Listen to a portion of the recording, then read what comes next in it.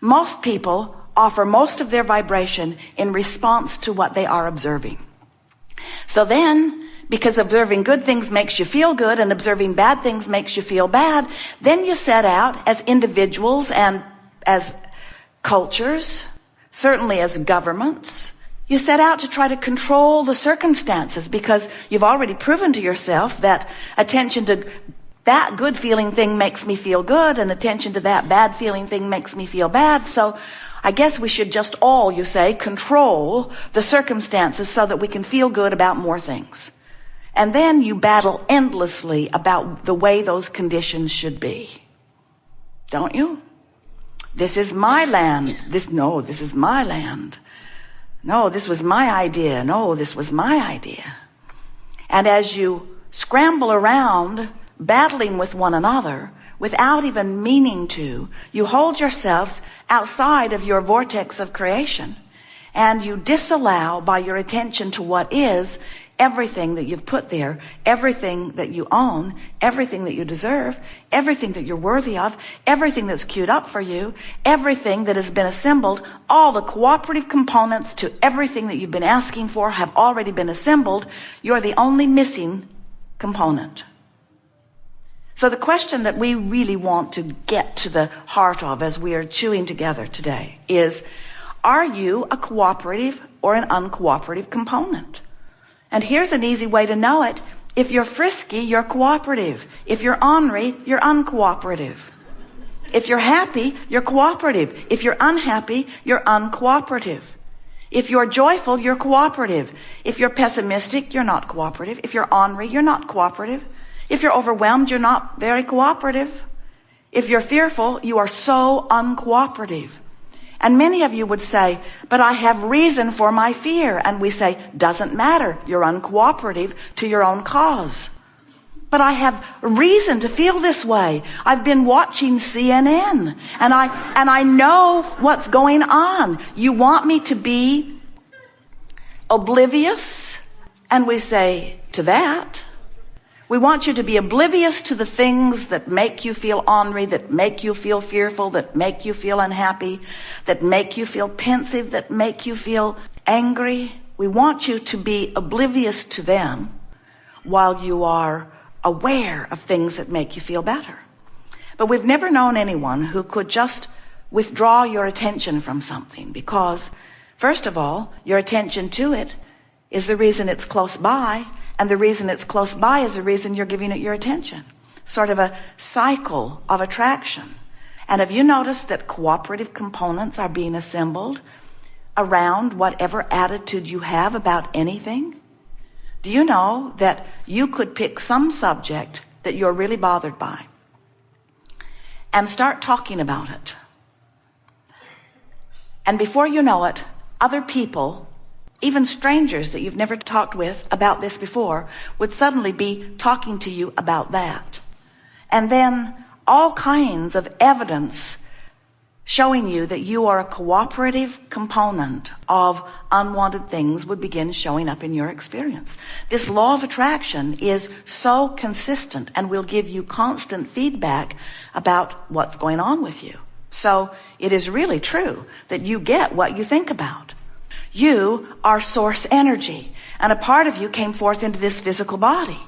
And when in this physical body, sorting through contrast, you ask for something more, the larger part of you becomes it. And this is the story that you want to give your attention to.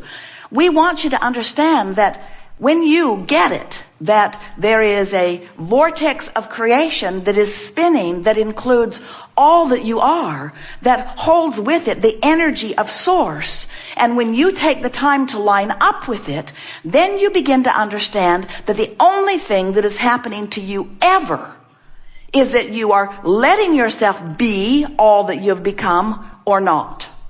That really is the only story that's going on.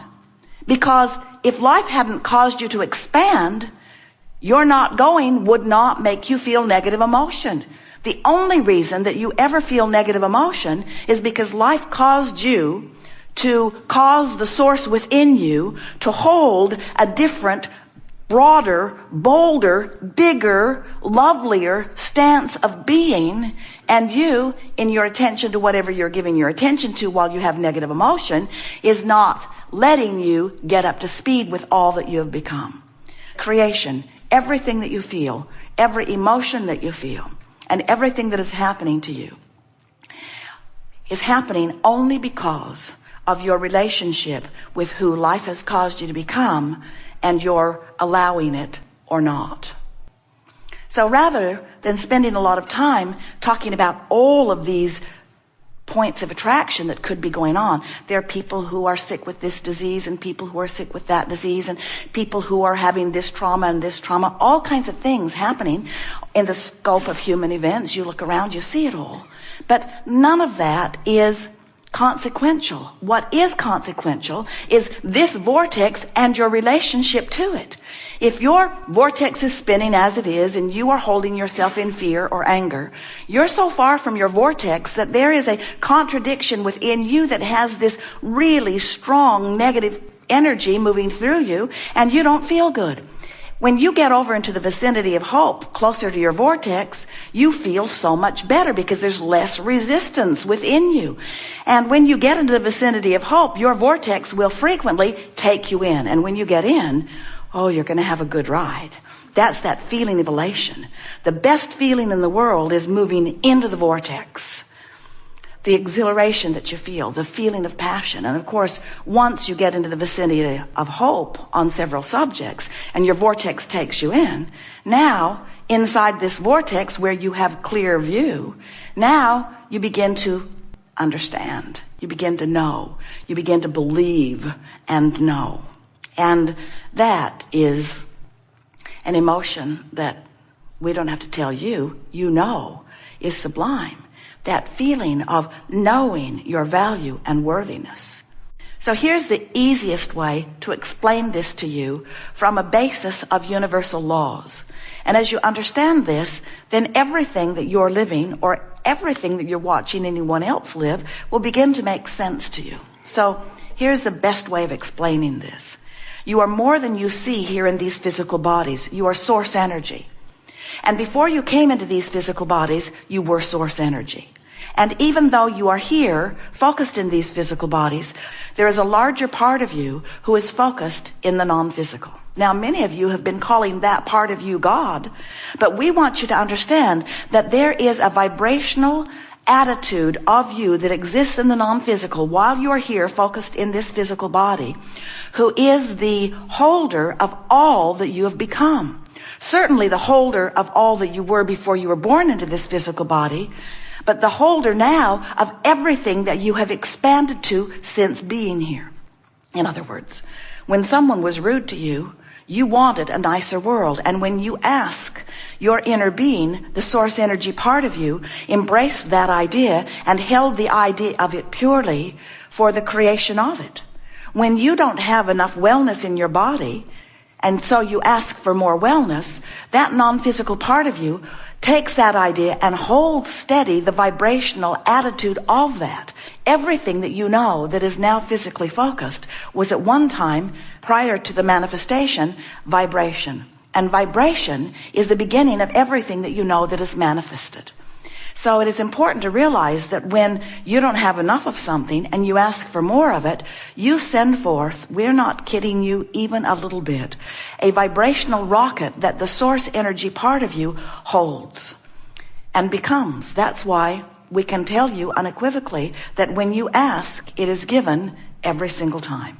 When you ask, it is not just given.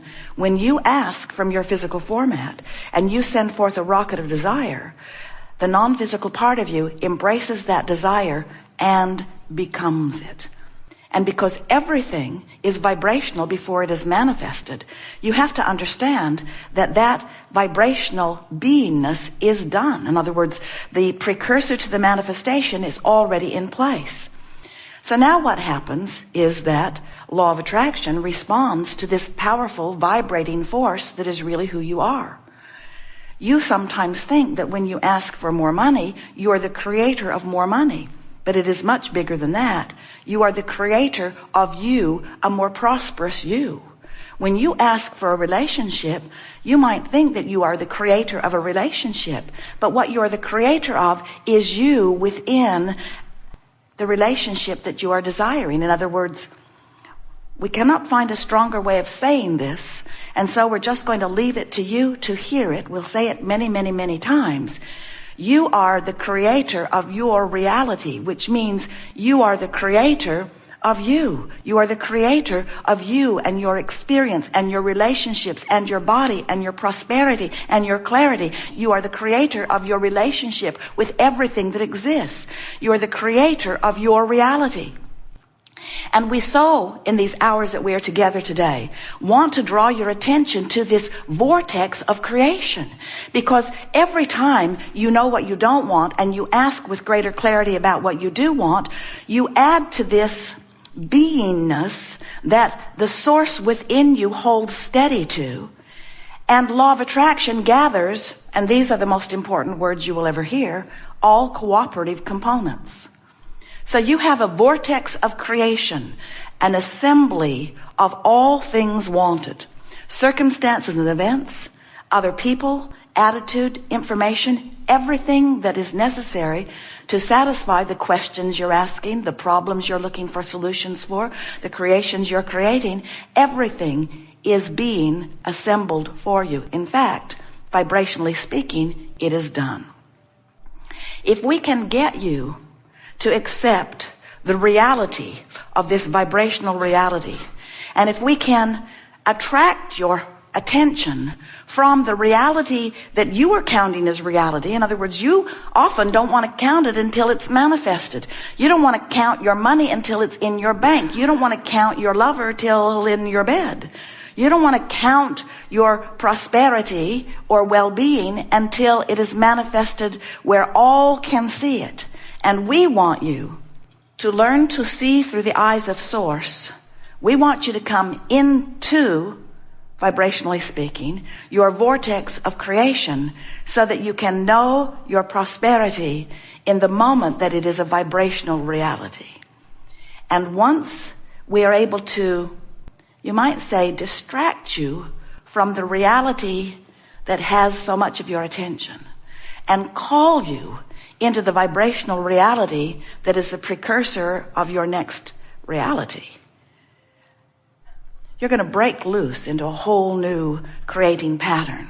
Things that have been log jammed for a long time are going to loosen up for you. When you want something, let's say more money, and you are so aware of how much money you have and so aware of what your debt to income ratio is, and so aware of what's going on in the economy, or so aware of the reality of what is right now, this red hot minute. Even though you've asked for far more, and far more is queued up for you, and could come to you now, because it's done. All you have to do is find the vibrational equivalency to it, and it must pour into your experience in a way that you and others can see it. But you've got to be a vibrational match to it, not the absence of it.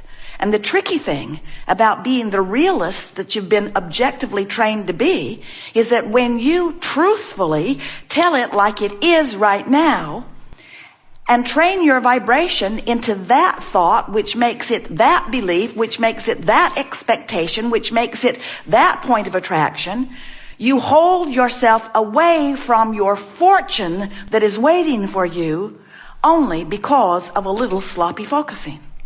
Or maybe because you don't understand the laws of the universe.